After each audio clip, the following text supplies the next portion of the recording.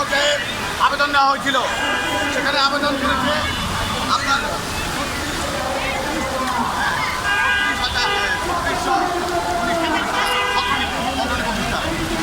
36,000 মধ্যে আপনার 17-19টা প্রতিষ্ঠান আপনার যোগ্য মনে করছেন। আমরা মনে করি 17-19টা প্রতিষ্ঠান যোগ্য না, সকল প্রতিষ্ঠানই যোগ্য প্রতিষ্ঠান আছে। আর আপনাদের আরেকটা কথা আমরা বলছিলাম যে 18-70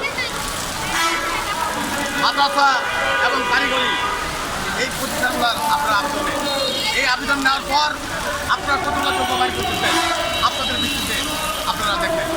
আপনারা যদি মনে করেন এই মাদ্রাসার মধ্যে 2,500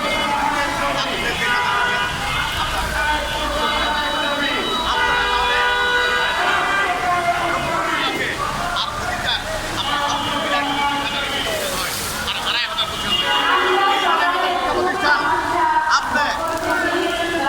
আবেদন সাপেক্ষে আমরা বলছি প্রতিষ্ঠানে বিভক্ত করে প্রতিষ্ঠান গৃহ ঘোষণা করতে কোনো টাকা পয়সা লাগে না, কোনো টাকা লাগে। আপনারা 3,000 প্রতিষ্ঠান মনে করেন তাহলে 3,000 প্রতিষ্ঠান আপনারা এনজিও দেন এবং শিক্ষকদেরকে এনজিও দেন এবং বাকি যে প্রতিষ্ঠানগুলো একই সঙ্গে আপনি প্রতিষ্ঠান জিও কোড দেন।